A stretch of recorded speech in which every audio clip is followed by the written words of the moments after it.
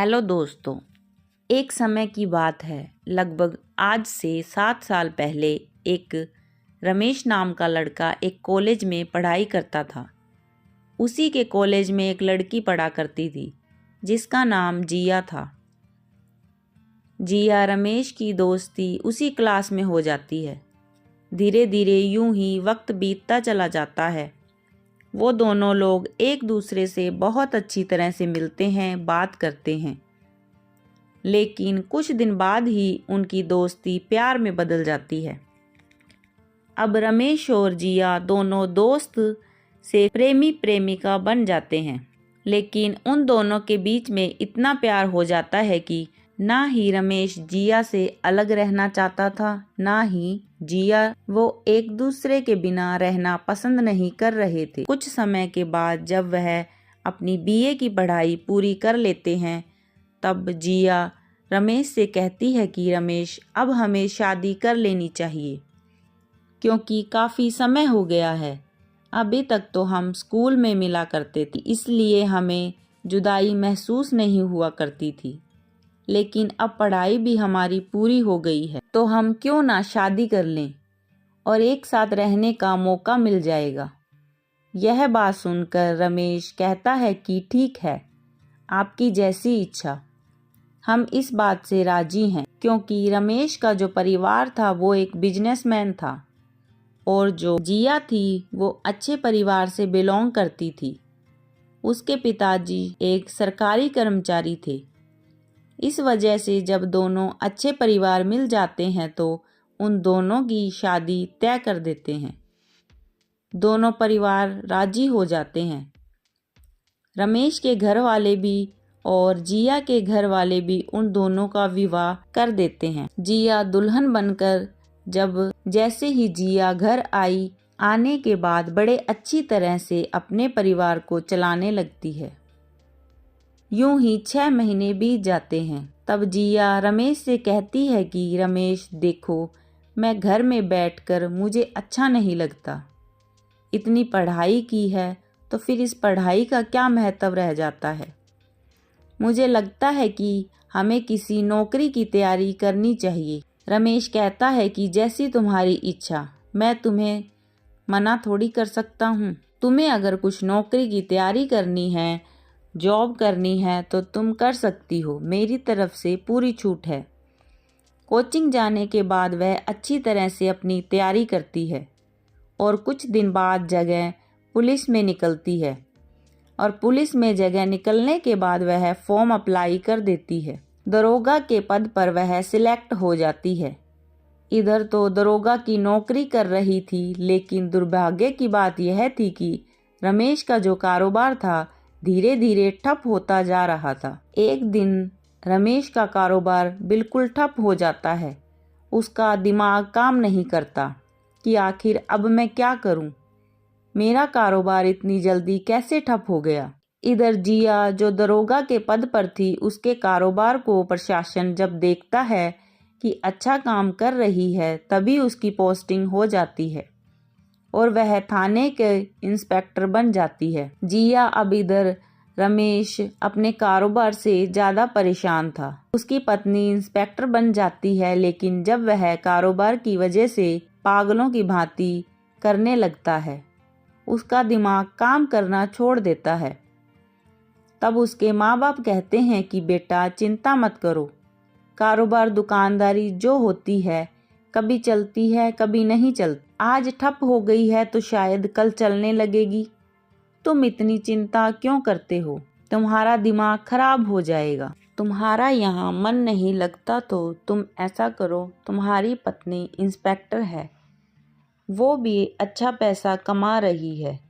चिंता तो तुम्हें तब करनी थी जब तुम्हारे पास कोई आमदनी का स्रोत नहीं था। तुम्हारी पत्नी इंस्पेक्टर है, तुम क्यों चिंता कर रहे हो। तुम्हारा कारोबार ठप हो गया है, उसे जाने दो। लेकिन माता पिता उसे समझाते हैं। रमेश की समझ में नहीं आता। वो कहते हैं कि बेटा तुम ऐसा करो, तुम अपनी पत्नी के पास चले जाओ। उसके माता पिता उसकी पत्नी के सरकारी आवास पर भेज देते हैं। जहाँ पर वो रहा करती थी। अब रमेश वहीं रहने लगता है, लेकिन कुछ दिन के बाद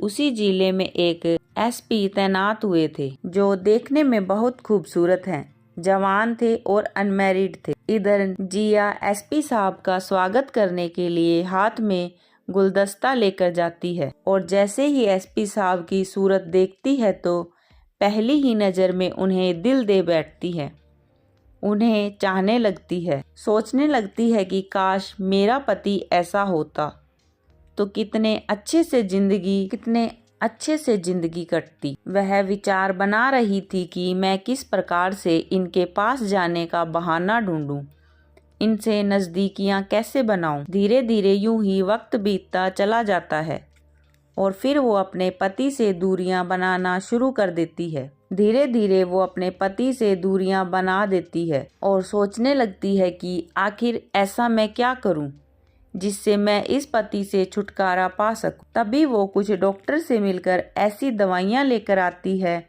और अपने पति को खिलाती है, जिससे वह और ज़्यादा मेंटल हो जाता है, पागलों की भांति करने लगता है। वह सोचती है कि अब यह पागल हो चुका है, अब इसे हॉस्पिटल में भर्ती करा देना चाहिए। तभी वह मेंटल हॉस्पिटल में ले जाकर उसे वहां भर्ती करा देती है। रमेश पागलों के बीच रहने लगता है। धीरे धीरे समय बीतता है और इधर वह एसपी साहब से नजदीकियां बनाने लगती है। बिना काम से एसपी साहब के पास जाती है और एसपी साहब को ऐसे नज़र से देखती है। एसपी साहब भी समझ जाते हैं कि यह इंस्पेक्टर मुझे लाइक करती है। तब वो एक दिन हिम्मत करके कह देती है कि सर, मैं आपसे प्यार करती हूँ। एसपी साहब मुस्कुरा देते हैं। वह बहुत सीधे स्वभाव के व्यक्ति थे। वो कहने लगते हैं कि मैं भी तो काफ़ी दिन से देख रहा था कि तुम मुझे लाइक करती हो, लेकिन मैं अपने मुंह से नहीं कहना चाह रहा, मैं तुम्हारे मुंह से सुनना चाहता था। ठीक है, अगर तुम मुझे पसंद करती हो और प्यार करती हो, मैं भी तुमसे प्यार करता हूँ। मैं भी तो अनमैरिड हूँ, अपनी शादी हो जाएगी। कुछ दिन के बाद यह बात सुनकर वह बहुत ज़्यादा खुश हो जाते हैं। जिया और वह धीरे धीरे एक दूसरे से मुलाकात करने लगते हैं। इस प्रकार से उनकी मुलाकातों का सिलसिला काफ़ी हद तक बढ़ जाता है। यही नहीं, इंस्पेक्टर और एसपी ये दोनों दोस्तों की भांति रहा करते। सभी थानों में इनकी चर्चा थी। एसपी साहब और इंस्पेक्टर का तो अफेयर चल रहा था, शायद हो सकता है इनकी शादी भी हो जाए। उधर जो रमेश हॉस्पिटल में भर्ती था, मेंटल हॉस्पिटल में उसे काफी दिन हो जाते हैं और उसकी पत्नी पागल करने की दवाइयाँ खिलाती थी। वह कुछ दिन जब हॉस्पिटल गया था तब वहाँ दवाइयाँ खाने को नहीं मिली। तब उसके दिमाग की हालत सही होने लगती है। तब वो उन डॉक्टरों से कहता है कि साहब, मैं बिल्कुल सही हूँ, मुझे यहाँ से निकाल दो।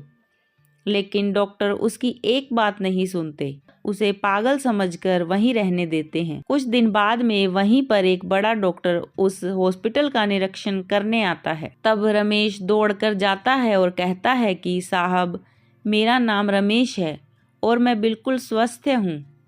ये लोग जबरदस्ती मुझे यहाँ पर कैद कर रखे हैं। रमेश की ऐसी बातों को डॉक्टर सुनता है। तब वह सोचने लगता है कि मुझे लगता है उसकी आर्थिक स्थिति, मानसिक स्थिति दोनों सही है। तब उसका टेस्ट करवाता है। रमेश बिल्कुल फिट बैठता है। उसको वहां से डिस्चार्ज कर देते हैं और घर भेज देते हैं। लेकिन रमेश घर जाने की बजाय अपने पत्नी के आवास पर जाने का विचार बनाता है। जिया और जो एसपी थे जिससे वह प्यार करने लगी थी, उसी एसपी के साथ बैठकर गार्डन में आवास के आगे वार्तालाप कर रहे थे। जैसे ही रमेश अपनी पत्नी को दूसरे व्यक्ति के साथ बैठा हुआ देखता है तो वह वहीं छुपकर उनकी बातें सुनने लगता है और कुछ देर के बाद वो दोनों लोग चले जाते हैं। तब वहाँ जो गार्ड थे जो पानी लगा रहे थे, उसकी देखरेख कर रहे थे, पहरेदारी कर रहे थे उस आवास की, तो वहाँ रमेश पूछता है कि भाई साहब, ये मैडम जिस व्यक्ति के साथ बैठे हैं यह व्यक्ति कौन है? तब वो बताते हैं कि अरे तुम्हें नहीं पता, यहाँ के नए एसपी हैं और इन दोनों की शादी तय हो गई है, शादी की तैयारी चल रही है। यह बात सुनकर रमेश एकदम सहज रह गया। सोचने लगता है कि बड़ी धोखेबाज है यह। स्कूल के टाइम में तो यह हमारे बिना जीना भी नहीं चाहती थी, एक पल भी हमसे दूर नहीं रहना चाहती थी। हमारे कारोबार में घाटा लग गया, तब ये हमको छोड़कर एसपी साहब से शादी करने का सोच रही है। वह सोचता है कि चलो मैं घर जाता हूँ, लेकिन वह घर नहीं जाता। यह सोचकर कि यह बात पता लग गई तो हो सकता है यह मुझसे दूरी बनाने के लिए फिर पागल घोषित कर दे या फिर मुझे थाने में बंद करवा दे, कोई चार्ज लगा के जेल भिजवा दे। अब वह वहाँ नहीं जाता और इधर उधर भटकता रहता है। धीरे धीरे यूं ही टाइम पास करता है। शादी की डेट नज़दीक आ जाती है। जिया इंस्पेक्टर के साथ उसी दिन अच्छी तरह से पंडाल लगा हुआ था। सभी गेस्ट मेहमान आ गए थे, लेकिन एसपी साहब ने जो भिखारी थे उनके खाने की व्यवस्था भी बड़ी अच्छी करवाई थी। पूरी वीआईपी तरह से उनका सिस्टम बनवाया गया था। एक तरफ उनके मेहमान लोग थे और एक तरफ भिखारियों का खाना चल रहा था। इसी बीच एसपी साहब अपनी होने वाली पत्नी जिया के साथ स्टेज पर बैठे हुए थे। वरमाला के कार्यक्रम की तैयारी चल रही थी। सभी मेहमान एकत्रित थे।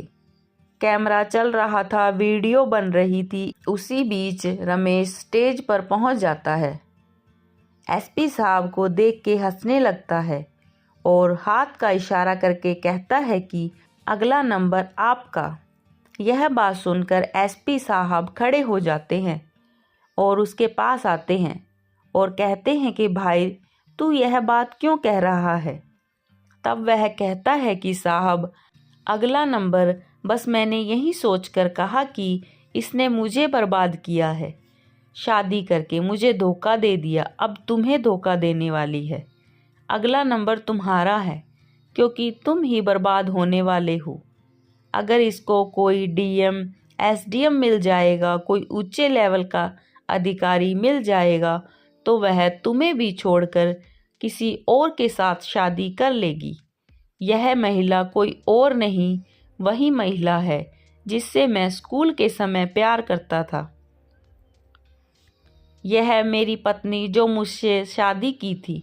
कुछ दिन तक यह मेरे साथ रही थी और रमेश कोई और नहीं, वो रमेश मैं हूँ। मैंने अपनी ही कहानी सुनाई थी। तुम्हारी जो पत्नी बनने जा रही है मेरी पत्नी जिया है। इसने मुझे धोखा दे दिया, मुझे पागलखाने भिजवा दिया। शायद आपके साथ ऐसा न हो, इसलिए मैंने आपको इशारा करके कहा कि मेरी तरह अब आपका भी नंबर आने वाला है। दूसरा, यह बात सुनकर एसपी साहब बड़े हैरत में पड़ जाते हैं, बड़े अचरज में पड़ जाते हैं और उनके तोते उड़ जाते हैं कि आखिर ये महिला ऐसे नहीं कर सकती। तब वह अपनी होने वाली पत्नी जिया को पास बुलाते हैं और कहते हैं कि जिया, तुम इस भिखारी को जानती हो? तब वह कहती है कि साहब, मैं नहीं जानती, यहाँ तो हजारों भिखारी घूमते रहते हैं, मैं ऐसे किस किस को जानूं। तब रमेश कहता है कि क्यों झूठ बोल रही हो, कम से कम थोड़ी तो सच्चाई रखो, भगवान से तो डरो। तुम सबके सामने झूठ बोल रही हो, तुम मेरी पत्नी नहीं हो। तो जिया, कॉलेज के समय तुमने मुझसे प्यार किया था, उसके बाद शादी हो गई थी और तुमने मुझसे दूरियां बनाने के लिए मुझे मेंटल हॉस्पिटल में भेज दिया था। तुम्हें जब ऊंचे पद का अधिकारी मिल गया, एसपी साहब मिल गए, तो तुम उनसे शादी करने लगी हो। इनकी भी जिंदगी खराब कर दोगी। यह सुनकर वह बहुत ज्यादा चिल्लाने लगती है। तब एसपी साहब कहते हैं कि चिल्लाने की कोई जरूरत नहीं है, तुम यह बताओ क्या वास्तविक तुम्हारा यह पति है? तब वह अपनी गर्दन को नीचे कर लेती है और कुछ नहीं बोलती। तब एसपी साहब समझ जाते हैं कि धोखेबाज और बेवफा है यह, जब अपने पति की ही नहीं हुई तो हमारी क्या हो सकती है। और रमेश की पीठ थपथपाते हुए एसपी साहब कहते हैं कि भाई, तुमने बहुत अच्छे समय पर आकर तुमने मेरी जिंदगी बर्बाद होने से बचा ली और ऐसे धोखेबाज औरत को मेरी जिंदगी में प्रवेश करने से पहले ही तुमने इसका राज खोल दिया। मैं तुम्हारा बहुत एहसानमंद हूँ। एसपी साहब उसी समय तुरंत फ़ोन करते हैं, पुलिस टीम को बुलाते हैं और जिया मैडम को गिरफ्तार करवा देते हैं। कहते हैं कि इस पर चार्ज लगवाकर उसने अपने पति को तलाक न देते हुए दूसरी शादी का प्रयास किया और फिर हमारे साथ 420 झूठ बोलकर हमसे शादी रचा रही थी। इन धाराओं में इसके खिलाफ मुकदमा दायर करो। अब उसे पुलिस गिरफ्तार करके ले जाती है और उनके खिलाफ इन धाराओं में मुकदमा दायर हो जाता है। और फिर एसपी साहब रमेश से कहते हैं कि तुम चिंता मत करो, हम तुम्हारी मदद करेंगे। एसपी साहब उसकी मदद करते हैं। वह जो कारोबार ठप हो जाता है, एसपी साहब वह कारोबार पुनः स्टार्ट करवा देते हैं। फिर रमेश अपने परिवार के पास पहुंचता है और अपने परिवार से मिलकर सारी हकीकत बताता है। उसका परिवार अपने बेटे के इन दुखों को सुनकर रोने लगता है। एसपी साहब कहते हैं कि चिंता मत करो, सारी समस्या का समाधान हो गया है। रमेश अब अपना बिजनेस करने लगा है। इस प्रकार से एसपी साहब ने उस धोखेबाज औरत को गिरफ्तार करवाया और रमेश का बिजनेस पुनः स्टार्ट करवाया। आप क्या कहना चाहेंगे ऐसे एसपी साहब के बारे में? दोस्तों, अगर कहानी अच्छी लगी हो तो चैनल को सब्सक्राइब ज़रूर करें।